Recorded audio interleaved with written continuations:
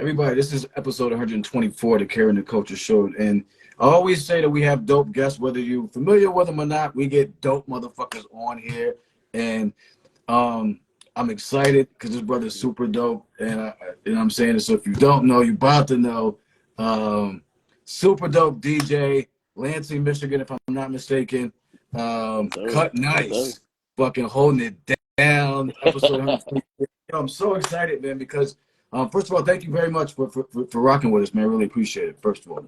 Man, thank you for having me, man. Thank you for having me. Yeah, and this is, I appreciate your grace, man. This is the third time we tried to link up. I had some shit going on, then IG was fucking up, so I really appreciate you just being flexible. Normally that shit doesn't happen with the bills, but really appreciate that.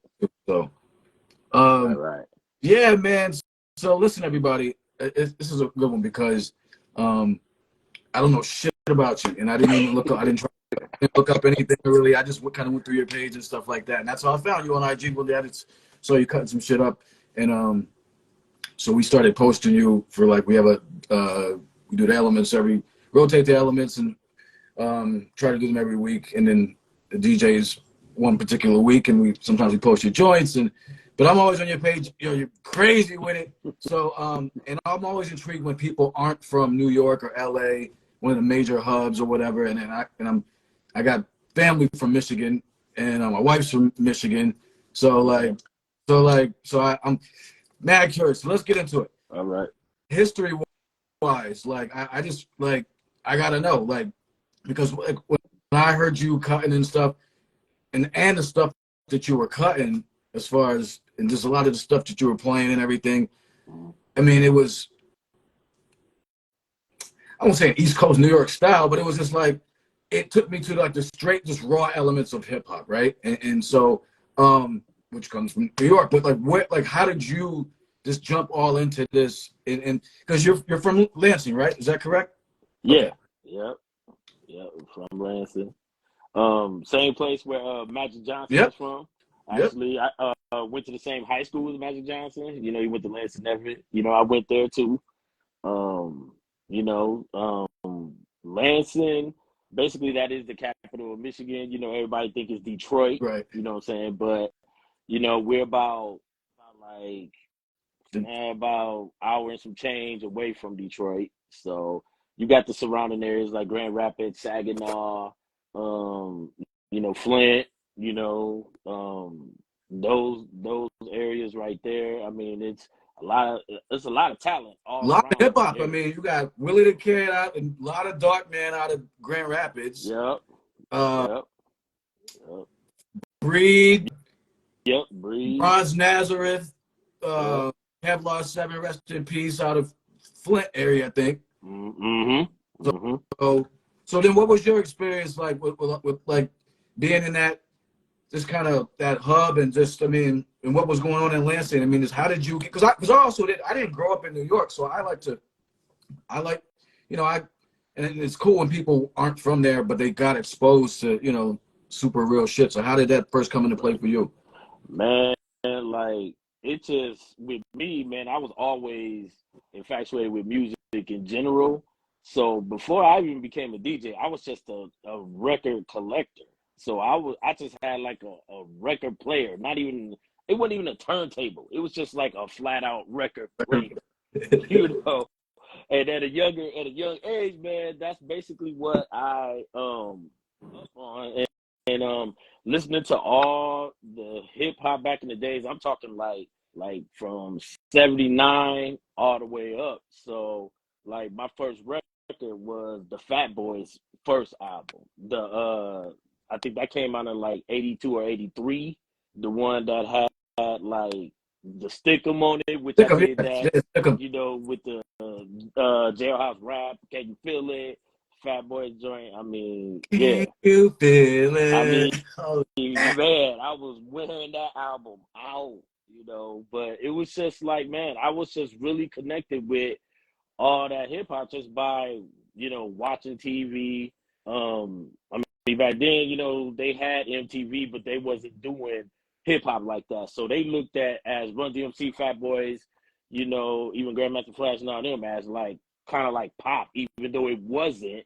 They was playing like whatever music video they had on there, but they still promoted it as just like, you know, it was a classic rock slash pop station, Right. you know, TV station, but they would play like Run DMC and them because they consider that as like the top 40 type thing or whatnot. But when I at least just see that, I was just like, man, that's dope. So I just kept following it, and there was a couple DJs around here and in the Lansing area that was dope too, man. And like basically I got on just by listening to them, and it was like a DJ out in Detroit his name was The Wizard, and it was another cat named Mojo. They was on this top radio station, man, on WJLB 98. They called it 98, but it's like 97.9 or whatnot. Man, they was playing all the joints, like joints I ain't never heard before. Like it was hip hop, but it was like, where is this coming from? So what I would do is like sometimes when they would announce like who is it from or what the song was, man, I'm jotting it down. How old were I was like, you when this was happening? I was like 10 years old. Oh, okay. Yeah. Yeah.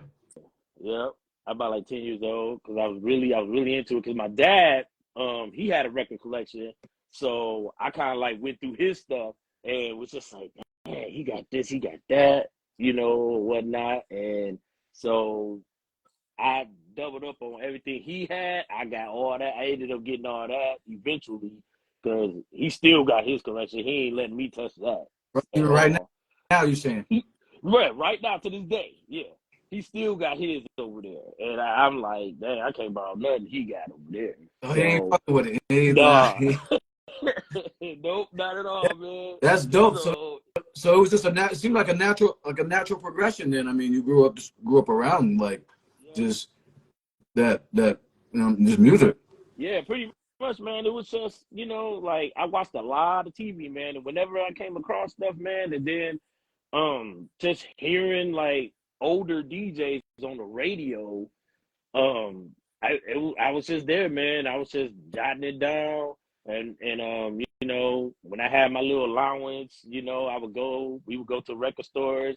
That was when the record stores was really big in malls, you know, like they had like Record Town, and that I think that was just like Strawberries and yeah. I know what you're saying. Like like Tower Records. Word. That was when malls were dope. You know what I'm saying? Like yeah. Malls was dope back then. They had all the shoes. I mean, really had the shoes and different sizes. I mean, it didn't even matter. They had the size 16s and all whatever. You know what I'm saying? Right. You can't really get that now. You got to order so much shit, but. But at that time, at that era, man, and then when Yo MTV Raps came out, it was over. I mean, I was in it then, man. Yeah, like, that really opened access for like everybody that wasn't necessarily growing up around the shit. You know what I'm saying? Right. We started, word, like yeah. And then when I very first saw DJ Jazzy Jeff on TV, he was doing some shit live. I was like, damn, like I want to do that. Literally, I was just watching him, and then I watched Run DMC. I saw what Jam Master Jay was doing.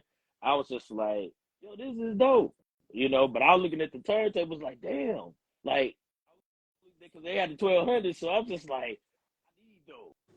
I want to know where you get them at, you know, man. Found out how much them bad boys cost. So then what you do then? Because that's what stopped me, right? Like, I you know, we care about all the elements of hip hop, and I've practiced them all at one time or another, except for DJing, because of the bread. I wanted to DJ. So how did you eventually start doing? You got mad shit in the crib now. So like, how did you start DJing then? Like, actually, because that was my hurdle. Yeah. So what I ended up doing, man, I went to a pawn shop, right? So I was kind of like, now this is like when I was 17 now. So I'm already, you know, I got the feet wet a little bit. I kind of know, you know, the ins and outs. I went and got some, you know, my parents, you know, gave me some money or whatnot, but it wasn't what I wanted. But I went to the pawn shop, whatever they had. I bought mismatched turntables. One didn't have a pitch control on it, and you know, it just played regular. And man, I trained on those. I mean, when I say I trained on them, I trained on them to the fullest. Like I treated them like they were 12s, you know. And so what I ended up doing with that, I took that, kept watching. Like it was a time Jazzy Jeff came back on again or whatnot.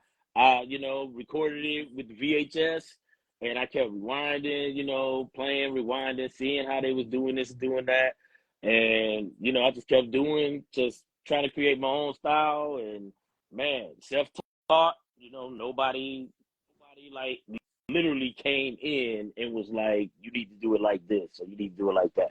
I literally just self-taught it myself. And it took a while, but man, when I got it, like, oh, I got it, you know.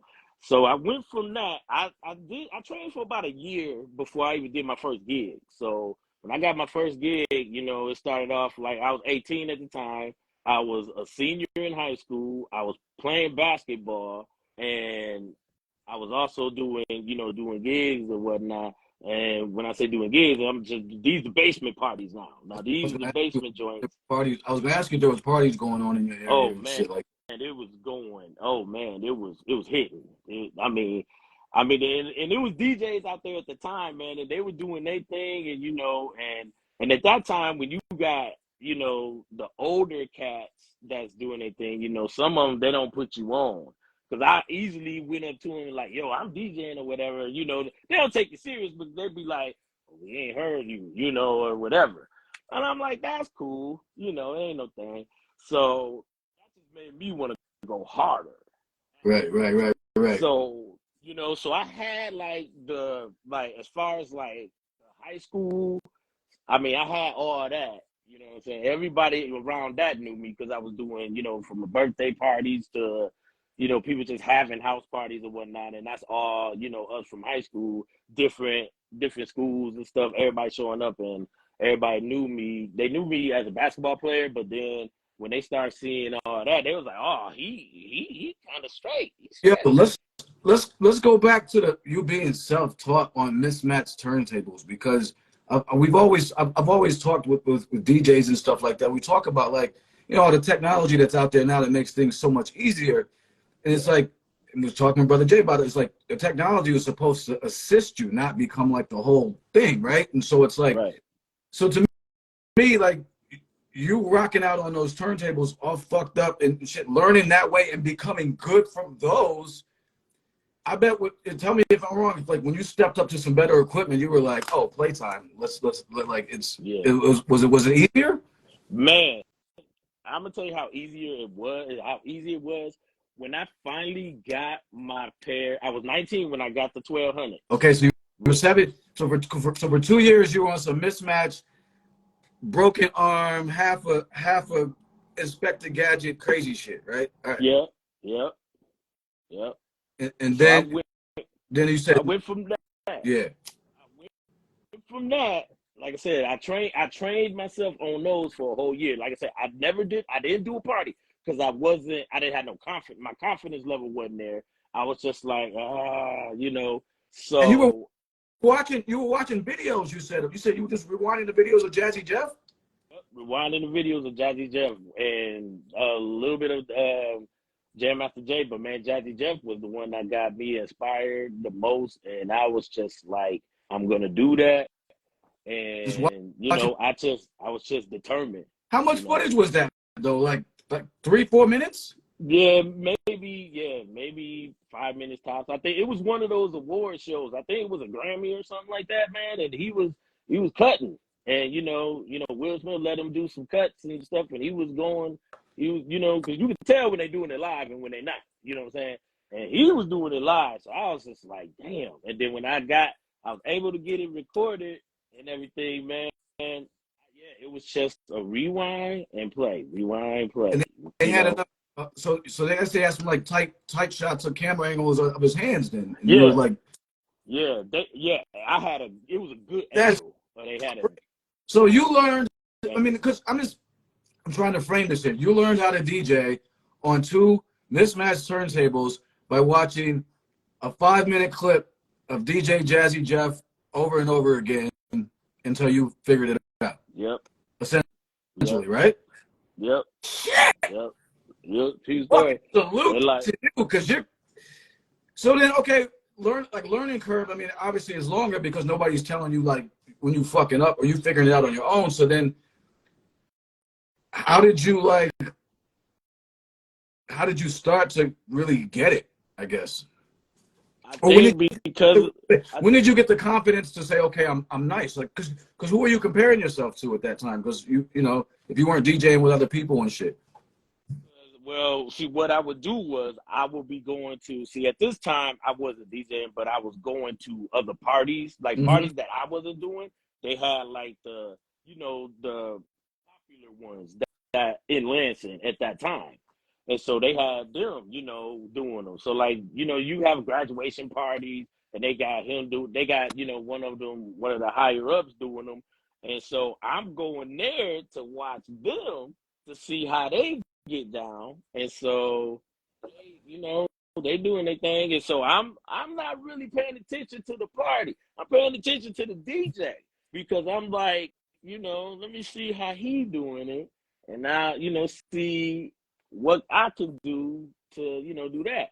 And so one of my close friends was hyping me up, was just like, yo, you can do that. You can kill that. You can do better than that. Da da da da. Just all that. Because when you got close friends around you, they your biggest fan and they want you to succeed, especially in something like that or whatever. And so one time they was over my house and they kept it 100 with me. They knew when I sucked, they tell me. They're like, dog, no, it's not there. You're not there. But that's part of the reason why I took that whole year, because hearing them said they ain't gonna bullshit me around. So I was just like, damn, I ain't really that bad. So it was just like one time I just made a recording, I did a mix, and it was way the hell off. It went left field, like trash. You know what I'm saying? So I was just like, damn, what can I do to make this better? So to another party, I saw what they was doing. I was still hearing DJs on the radio, and then it just hit me, and I was just like, I I kind of know what I can do now. And once again, I'm back to the Jazzy Jeff tape. I'm back to that. Still rewinding, rewinding and playing. And once when I got that down of what Jazzy Jeff was doing, he was just doing a little scratch, but the shit was just so dope. And he was chirping it like real good and real quick. I was just like, that's what I'm trying to do.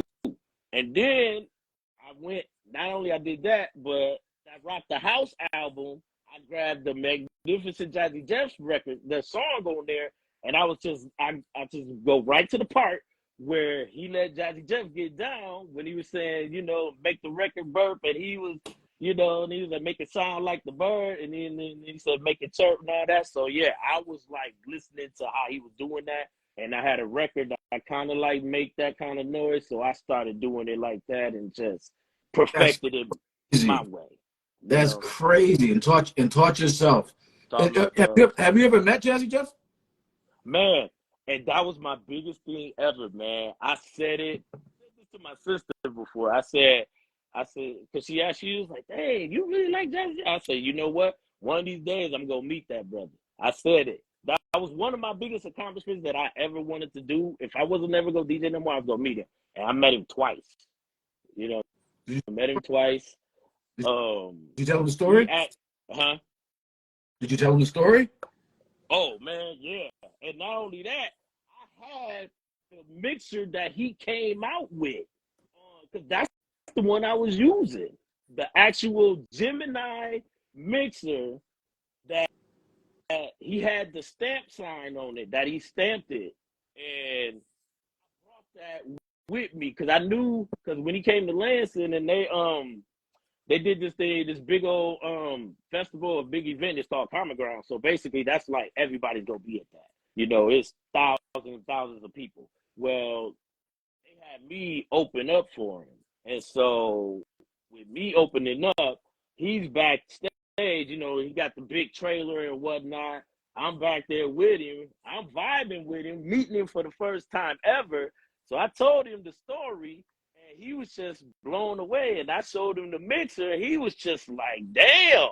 And the way how it's in mint condition, and I asked him, "Man, could you sign it?"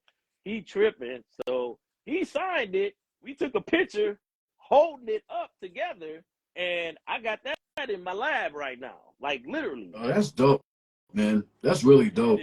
It's dope, man. That's just a dope story, man. That's why I really wanted to focus on that, because that shit is bugged out. Like, you were watching Jazzy Jeff video of a Jazzy Jeff video that's about 5 minutes long, and just watching him and then listening to the shit him cut and stuff like that. It's just crazy, man. And that's hats off to you for, you know what I mean? Like, because a lot of people, somebody came up, usually came up under somebody and put them on and stuff like that. But sometimes it's not like that, and so it's dope. So, were you mostly in Lansing?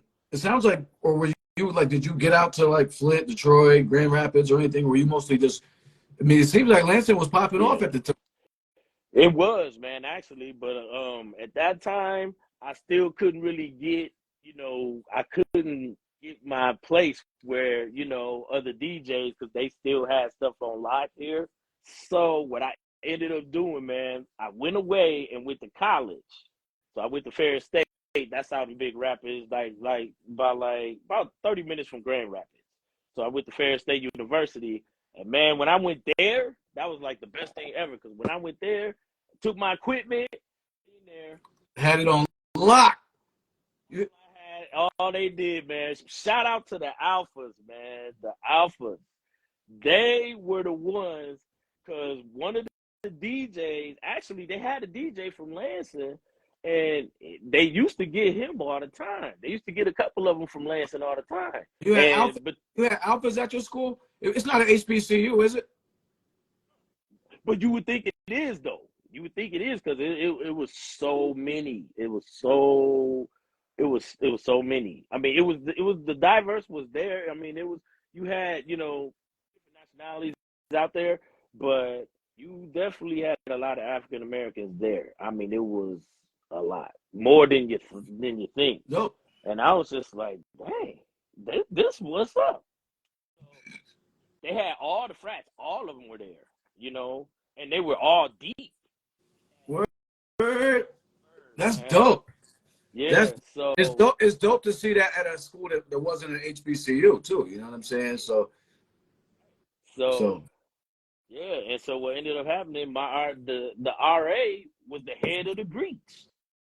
That was in my dorm, and so he just heard me down the hall cutting up, and he was like, "Yo, you doing it like that?" Yeah, what year was this? This was 1996. Okay, so you go there, and all right. So was there other DJs there? Or did you just all of a sudden you had it on lock? They had a few there, but man, when the guy that was head of the Greek told one of the Alphas that, because one of the DJs canceled, they came right to my room, and they was just like, they just wanted to see me do something real quick, and I did it. They was just like, "Oh man, yeah, we got you." And when I did that, man, I was DJing like. Say that again. You went out. Say. So you go out a little bit. You said when you did that, what happened? When I did that, it was a wrap. From icebreakers to all the big stuff, all the big events, man, I was doing them, all of them. The whole campus knew me. They knew me. Had it on lock, and I knew them. Had it on lock. So okay? How long did you finish there? I mean, like, so you in college, and then what? So in college, I finished. Actually, I transferred from there to Western Michigan. Went down there. Ooh. Yeah, went to the zoo. So I got people. And people's at. went to the zoo. It all started. It just, basically where I picked up, but a few of them knew me already there. And once again, the Alphas again, they had a pool party and they put me on that. It was a wrap. It was Alphas at Western Michigan?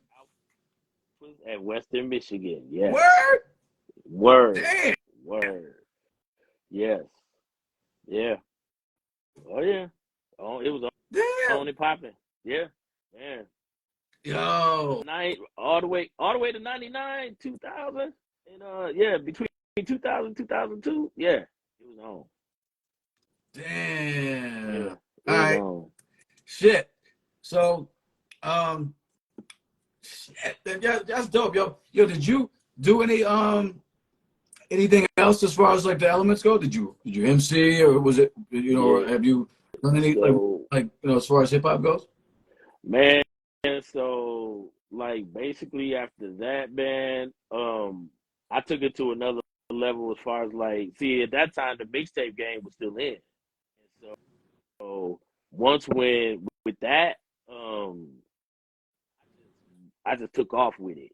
I was just doing mixtapes. I mean, that was when I hollered at Breed at the time. I mean, Breed did some stuff for me. Oh, what? Man, I did a joint with Razzcast. I mean, I mean, it just started. Basically, how that all that started was that, man, like the mixtapes, man, it went to the internet and it got on that Dat Piff.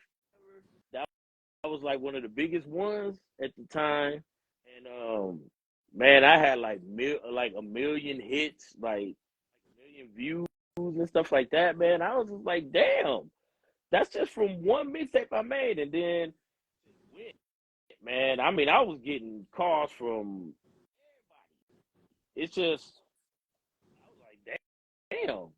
So it was just anybody that wanted to do anything. I was like, fine, that's cool, just send me whatever.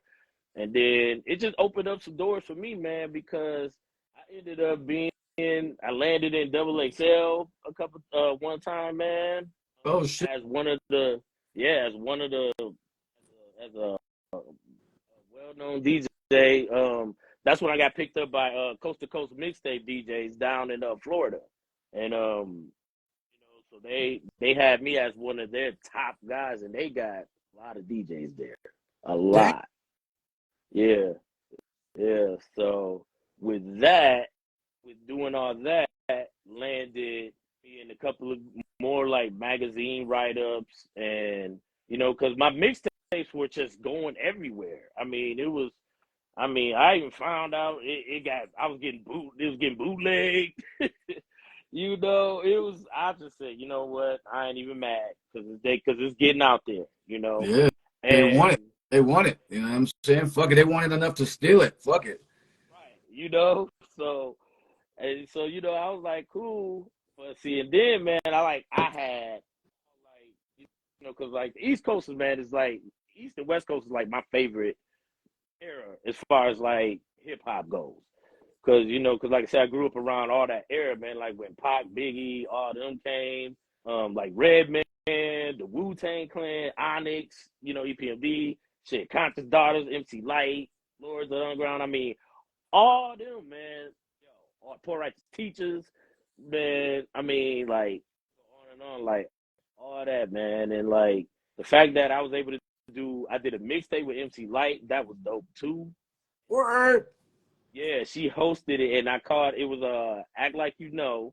She actually came here and did a concert here, but mixtape I had dropped that right before she got here, and yeah, so she hosted that, and man, one of my biggest accomplishments. Wait, go back to this one, man. How did that come about?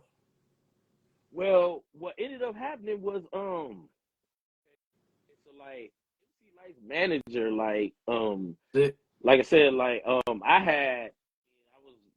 stuff was really out there thanks to Coast to Coast mixtape DJs, and just like articles like in different magazines or whatnot, because they used it as like a upcoming or whatever, like look out for him. You know, that's kind of like what it was Yeah. called or whatnot.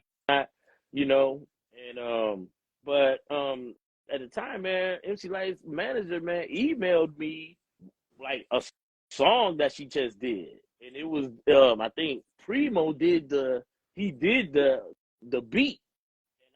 I was like, damn, that's dope. And so I hit the manager back, her like, that song is dope. I was like, you think MC Lyte could just give me a drop? You know, because at that time I'm doing a mix show. I was doing a mix show or whatnot. I was like, that'd be cool. She could do a drop. You know, ain't no problem, man. So I'm thinking I won't go get nothing. I won't go hear anything. You know, she literally hit me right back within a few seconds or whatnot and said, forward all the information to her. She might contact you. So I ended up, she contacted me on the email, and you know, whatever you need, I got you. And so I was like, damn, is this for real? You know, and so, you know, so I'm just like, you know, first of all, I'm a huge fan, you know, I'm just saying all that. And so I was just like, I would love to do a mixtape featuring all, you know, some of your classics, especially the one that I just got from you that Primo did for that did a You was already doing that, putting that together anyway. yeah. So was saying, no, she could, you know, just say a few drops or whatnot. She said, whatever you need, I got you. Just let me know what you need me to say. And I said, oh, I was like, so you will host it for me? She was like, yeah, you won't? Yo, that was it. Man, I never, mad love to her, man. Damn, that's dope. That's dope. What you about to say? You just said something. You was about. I wanted to go back to that, but you was about to say like your biggest thing. Biggest thing that I ever achieved, and right before he had passed away, man, I had a set I did at the House of Blues in Chicago. It was The Roots, Outkast, Erykah Badu, Common. I think it was a couple others. But man, the part that tripped me out the most is that when I was at the bar, to my left, next dude sat right next to me was Guru. I was like, Guru right here. I'm like, oh, Guru. So I was just talking to him, and man, vibing with him, cat. I just asked him. I said, yo, I'm doing my thing. I got this, I got that. I was like, man, I would love to do a mixtape featuring, you know, some of your classics and whatnot. I was like, if you could give me a drop, that'd be cool. He was like, whatever you want, I got you. I said, seriously? He was like, yep. He's like, give me your info. Gave him the info. He gave me his info, email. He said, hit him up on the email so that way, you know, give him more info about it. Yo, gave it all to me. I dropped that mixtape right before he passed.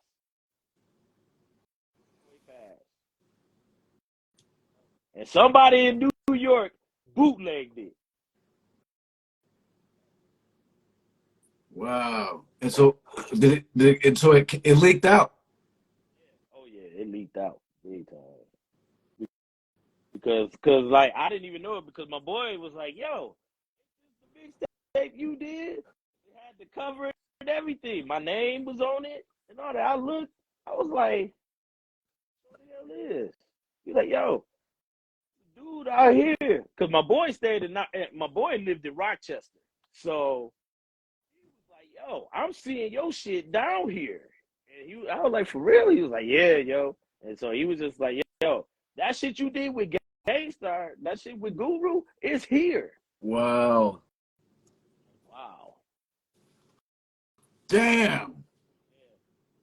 So I mean, a lot of is that shit out there right now? Can I didn't know. I mean, is that out? Is that out? oh man, shit. It probably is. I mean, I know I got it here. Like I always keep a master's around or whatnot. So I mean, I can always get it on the weed transfer to you.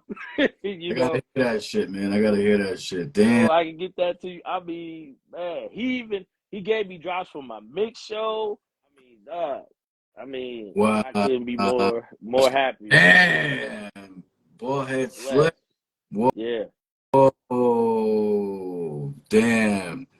Damn. So, and this is why, for real, man. This is why shows like this are always important to me, because I have like heavy hitter legends on and shit like that. But there's a lot of people that have been, grassroots, front and center. They've been, like frontline soldiers in this hip hop shit. That just not everybody gonna get the fucking press. I mean, it can't be for everybody. Like that doesn't mean that like there's not soldiers putting in work all over the motherfucking globe, yo. And this is why, like you sharing this is dope, man. Like, you know what I mean? Like, just because one area people may not have heard about, like, you was doing your thing, and that's in the hip hop history timeline. Like, no matter what, like, Cutt-Nice Guru, Cutt-Nice MC Lyte projects, like these things are, so it's important, man. So I just appreciate you sharing that, because, like, it's about everybody else too. Like, as far as, who's been there, done, we're close to in age.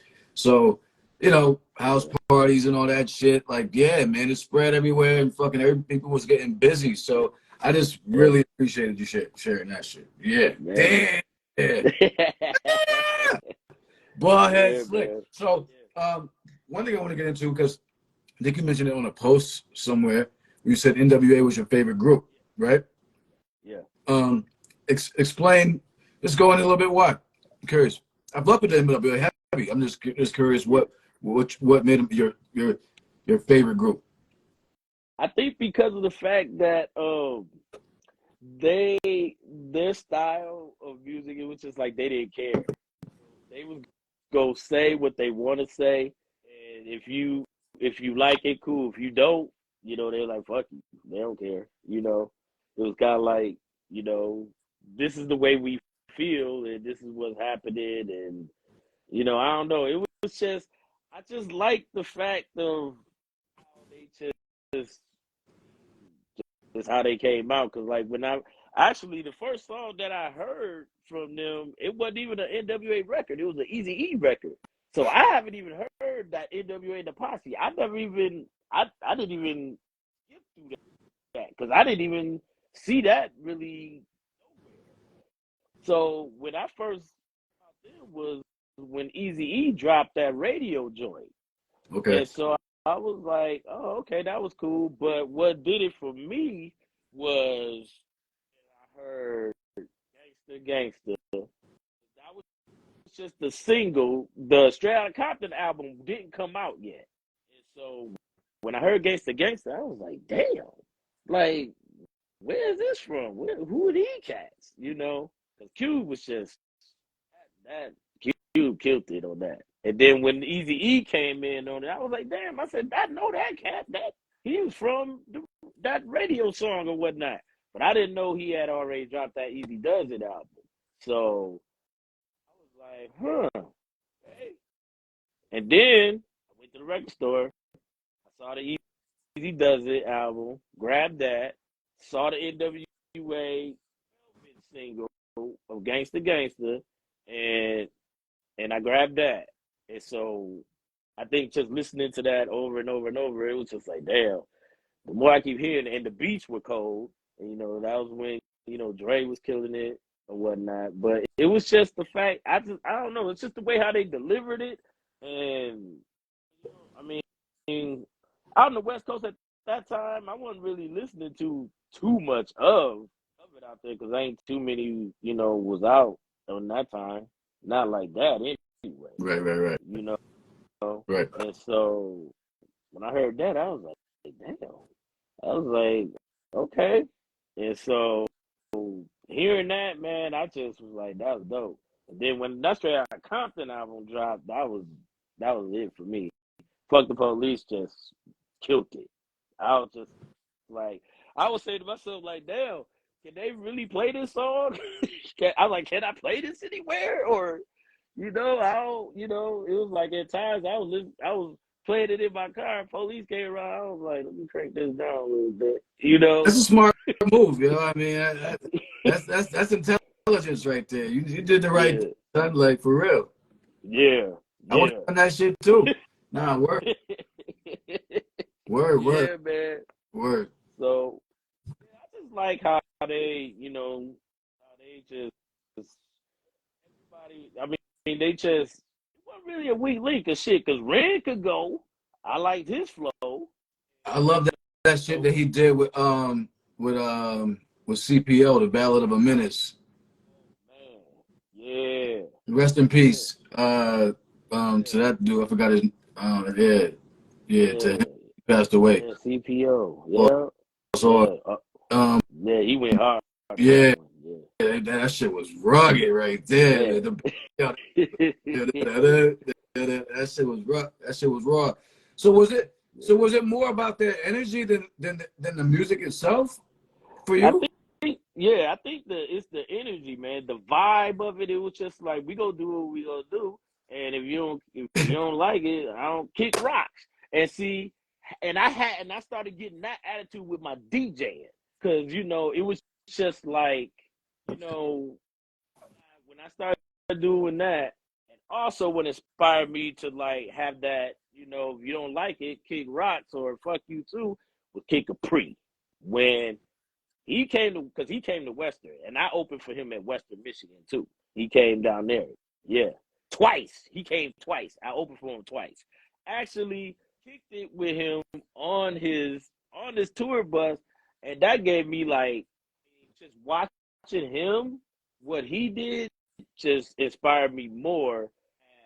I mean, I don't, I be on the mic a little bit, not as much as he do though, but the way how he motivates the crowd and he plays what he wants to play, and he doesn't give a shit whether you like it or not. He's gonna go with it because he already knows he's gonna get people to vibe to it.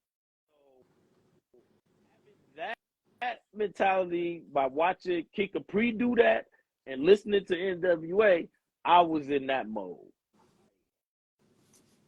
What you say, or whatever. I'm not a jukebox. You don't tell me what to play or this or that. You know what I'm saying? So that was the confidence level I was getting. Because at the time, I was just like, starting off or whatnot, I would take, requests or whatever the case is, or, here or there or whatever. But in that era, it was just like, nobody even get to him. Can't nobody even ask. Can't nobody ask him, can he play this or play that? I was like, shit, he up there doing what the hell he want to do. And so when I incorporate that with my favorite group, NWA, they doing what the hell they want to do.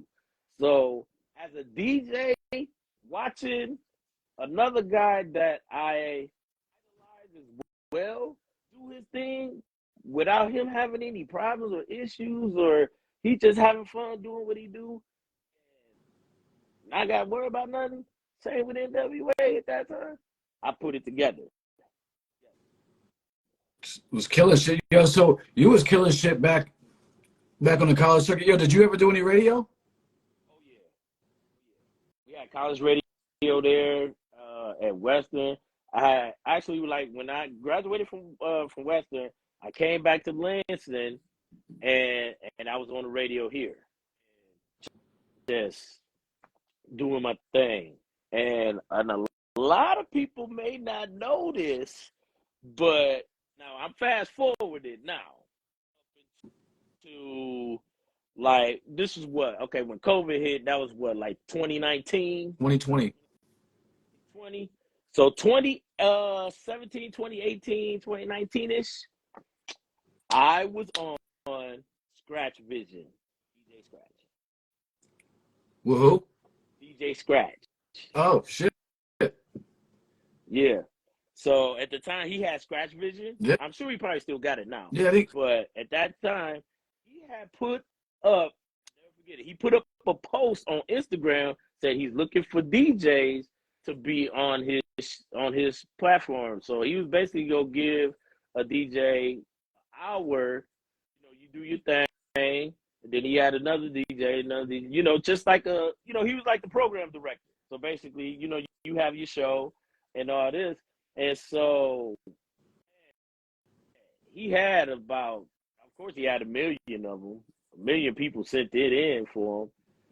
I sent the mix in to him. I get a hit from him the next day. Say again, because you go out a little bit with the earbuds. Okay. So you sent the mix to him. I sent the mix to him. He hit me back the next day, saying that I can get on. Man, my heart dropped. I was just like, what?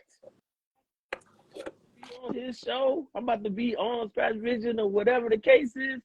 And yeah, it turns out I made it.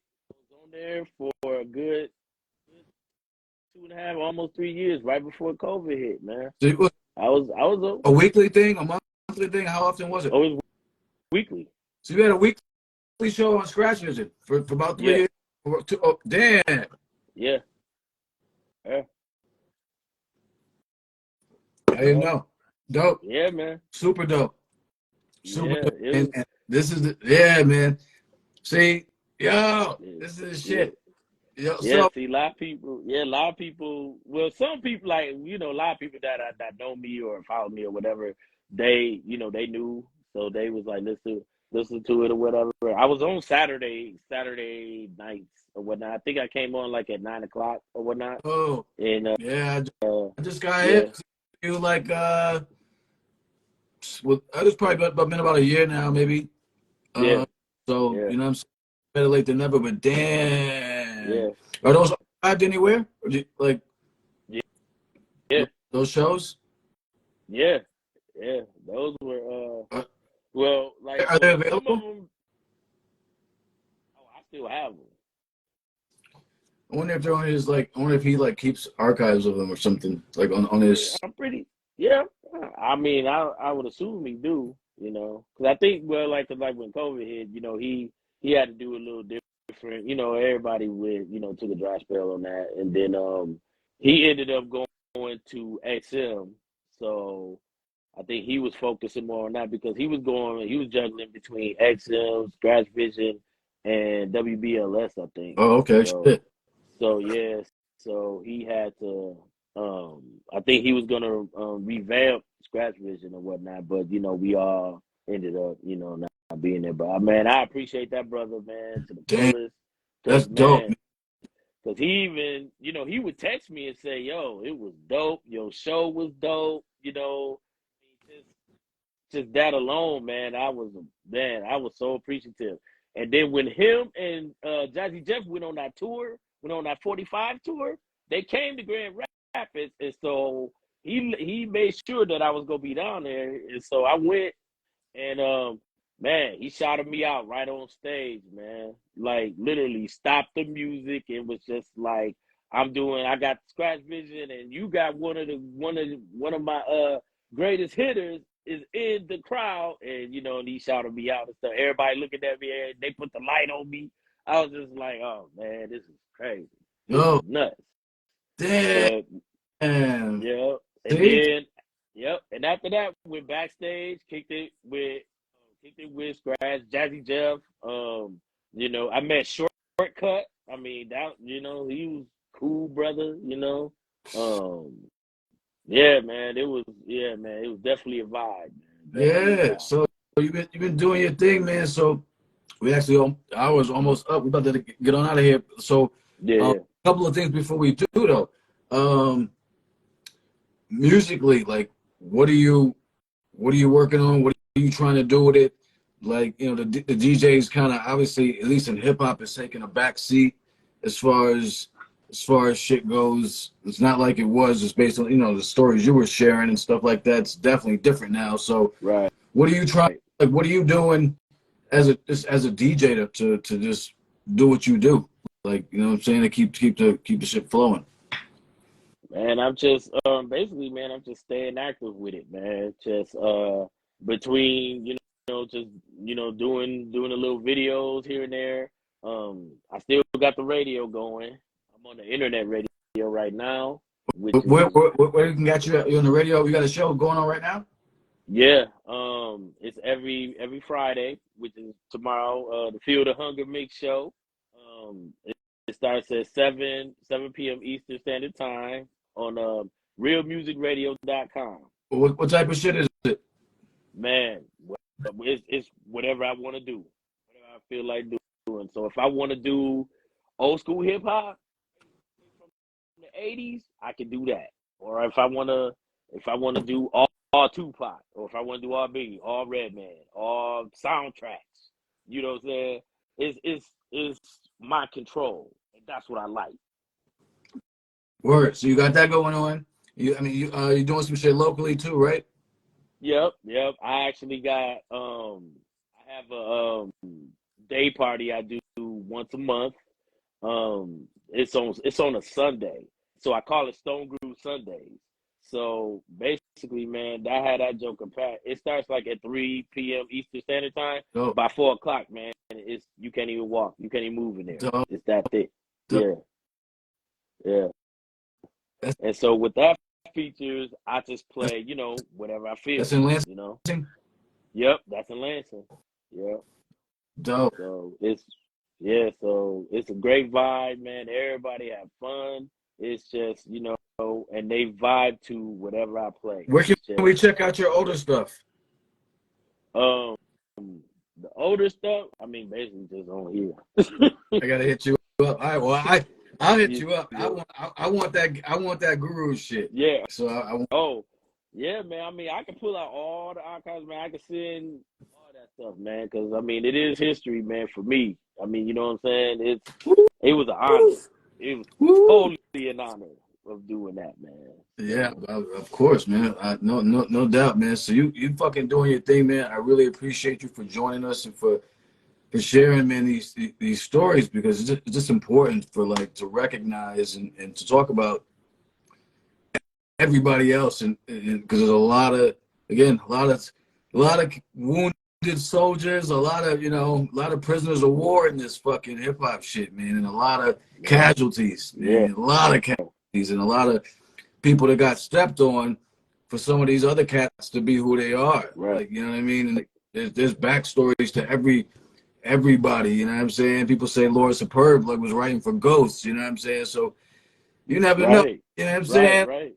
You never know. So it's like, and hip hop has always been something that never was really documented so well, right? So now that we have, like, the ability to do that, like, I think it's important to, like, hear these stories, man. So thank you, family. Like, I fucks with you, and now I fucks with you even more, because it's like, oh, okay, this cat, because there's DJs that just, there's the gram shit, right? Like, some people use the gram to, like, boost their other shit, and then some people are just on the gram. Like, some people just spit in the car, right? That's all they do. Right. But some people just DJ in the crib and just post them shits, and then you look for music or whatever, you look for other shit, and there's nothing there. So, so the fact that you're, like, doing shit, you got a regular show, that's dope. You know what I'm saying?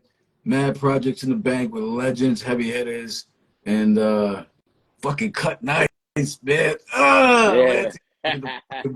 Let's get it, man. Fucking no, thank you, brother. I really appreciate you, man. And how far is Lansing from Detroit?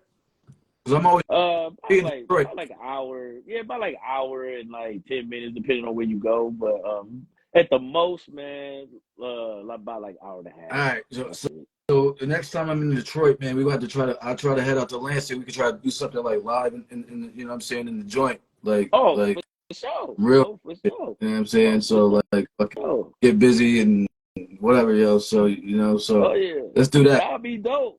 Dope, man. I'm in Detroit. I mean, I'll be in Detroit, you know what I'm saying? Like, pretty frequently. You know what I'm saying? Wifey's family's out there. I got people out there. So I've been chilling in Detroit since like '98. So like a second home to me. So shoot. So if we set it up ahead of time, I can make time and shoot over your way and fucking yeah. Yeah. Oh yeah, it's definitely room up in here. We get in here. Definitely You got mad turntables. I wanted to get into that, so we're gonna get into live time, man. So we'll set something up. We'll try to do something in the fall, man. You know what I mean? Try to make it happen. So, Cutt-Nice, Lansing, Michigan, holding it fucking down, carrying the coat. Yo, thank you, brother. Appreciate you. Man, thank you again for having me, man. I appreciate you, man. Hey, let's get it, man. Yeah, ready. Word. Now we're gonna talk, y'all. I don't just put shit out there, so we'll talk offline. But yeah, thank you, man. You're doing your thing, and you know what I'm saying. So people don't know now; they need to know. So we'll make it happen. We'll try to get the word out there. Cutt-Nice, killing shit. You know what I'm saying? So all right. So appreciate you. We'll get this up on the YouTube, and all right. You know, we'll tag you and all that. And so yeah, be good, family. Thank you again. Peace. All right, man. Holla. One.